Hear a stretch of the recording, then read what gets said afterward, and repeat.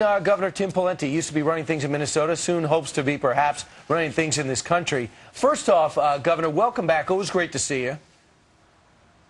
Thank you for having me. I appreciate it, and I'm glad that Lady Gaga is okay. Right, and we'll keep you updated throughout our interview on her condition. We have someone there by her side. Governor, first off, did you announce yesterday that you're running for president? Well, I was on another channel. I was asked if I wanted to be Donald Trump's running mate, and I just said, look, I'm running for president, and then the next paragraph I explained in an exploratory committee, but they only clipped the first part. But, you know, if you read the whole interview, I think people understood what I was saying. But isn't the reality that, I mean, let me ask you this, Governor. Does it matter if you said that yesterday or not? I mean, I think most people in the country know, since you formed an exploratory committee, that you're probably heading down that path. Is it really important to keep that under wraps until you make a big announcement? Well, I've said many times, including on this show, that I'm not being cute about it. I'm interested in doing it. I'm in that direction. We just haven't made the final decision and preparations to make the full and final announcement. But as to the interview yesterday, it was clear. If you just scroll down one paragraph, I said we only have an exploratory committee. We'll be making the final announcement here shortly. So I don't see it as that big of a deal. Hey, Governor, just clear it up for me, maybe because I just don't really understand it. Why an exploratory committee? Do you throw your name out there and see what the polls look like and decide whether you're going to really make the push or not, or is it a money thing?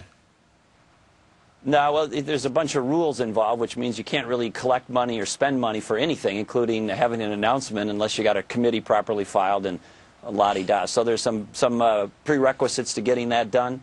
But beyond that, I also want to make sure that we've got the structure in place and the right foundation. The reaction's been good enough to justify it. And in fact, the reaction's been terrific. And so we're leaning in that direction. We'll have a final announcement, like I said on that other show, within a month or so. So, Governor, here's your advantages, obviously. You're a very successful governor of a very big state, and everyone knows you because you were out there last time. You were almost the running mate of John McCain. You were clearly the runner-up. But so far, as we look at another national poll that came out, Donald Trump and Governor Huckabee, who also ran last time and had some success, are now at 19%.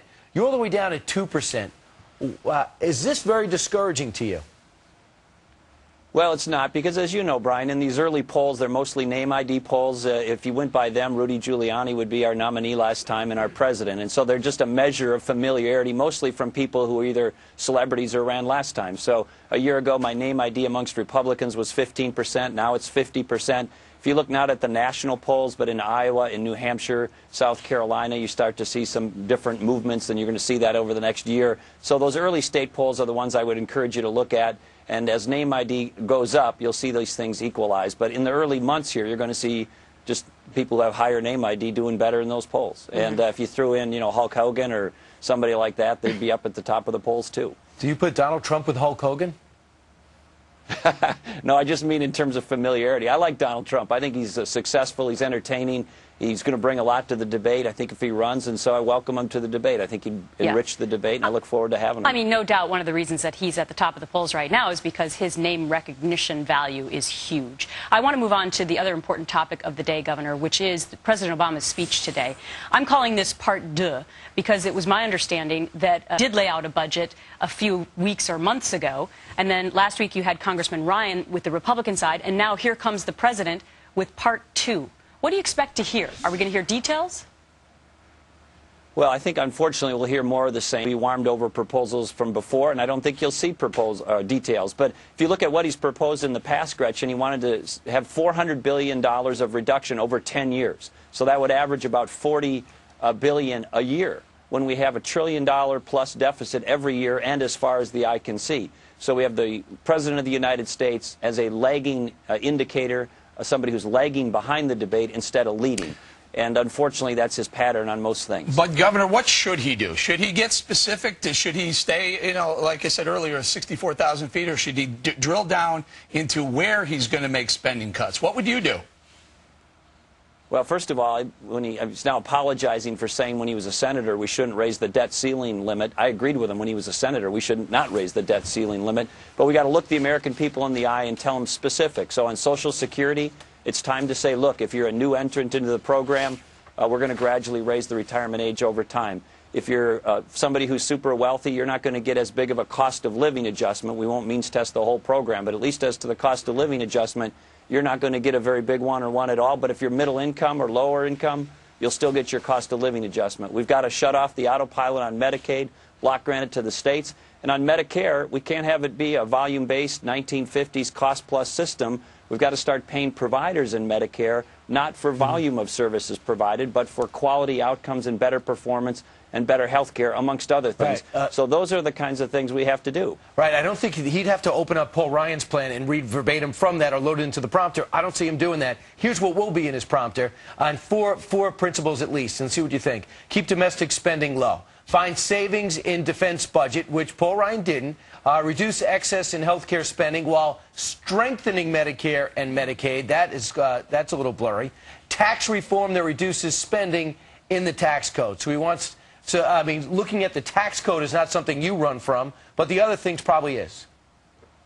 Well, let me interpret what he's going to say for you and what I think you just outlined, Brian. One, he's going to raise taxes. Number two, he won't really reform entitlements. And number three, he's going to continue to increase spending. When he ran for president of the United States, he made all kinds of promises. He's broken most of them. But remember him looking in the camera and saying he's going to pay for every dime of new spending? Remember that? Mm-hmm. And now you have this president under his watch putting the pedal to the metal on spending and jacking up deficits at a level that is frightening even to the most liberal people in the country. And another one of his promises that he broke during the campaign. And just 4 months ago, he was heralding the Bush tax cuts as his accomplishment. Now, apparently, today we will hear that he doesn't believe in that anymore. So that'll be an interesting turnaround as well. I want you to listen to another former governor who wants to be president, Governor Mitt Romney. Listen to what he called the president with regard to the economy. He doesn't have the confidence in the private sector people that you need to give him the help on the economy that he needs. Look, when it comes to the economy, the president has been incompetent. He just hasn't done what is necessary to get Americans back to work. You've got roughly 20 million Americans who stop looking for jobs or can't find work, and that's inexcusable in a nation that's as productive and innovative as this nation. Your response? Well, we got $4 plus gallon gas. We've got unbearable unemployment. We have a federal government that's out of control. We have a president who's tardy and uncertain and equivocal when it comes to security and international affairs issues. And President Obama's not doing a good job as president. Mm-hmm. As to the economy, he's never actually worked in the private sector to speak of. He's never actually led anything. And everybody I talk to who's a job provider in this country says the same thing in one form or another. Get the government off my back. The taxes are too high. The regulations are too heavy. Energy costs are too high. Litigation costs are too high. Bring them down, not up. And you have a president and a Congress led by Harry Reid and then Pelosi who are making it heavier, not lighter, and they're discouraging jobs in the country. Real quickly before you go, I have to ask, I know that you met with Governor Chris Christie of New Jersey. And I want to know what you were looking for in that meeting. Do you want his endorsement, or why did you meet with him? Well, I've known Governor Christie for years. I've campaigned with him when he was running. We're friends. I like him a lot. He's inviting all the potential 2012ers to see him and spend time with him. I think he's thinking about what he might do in 2012 in terms of endorsing one of the other candidates. But it was also just social. So I have a lot of respect for him, and it was good to see him, and obviously would love to have his support. Mm-hmm. And we'll see if that meeting was put on the New Jersey expense account, since you don't have one in Minnesota, or it was just used through the private sector. All right, Governor. Thanks so much for joining us today. All right, Brian. All right. Meanwhile, coming up straight ahead. To see you in that suit. All right.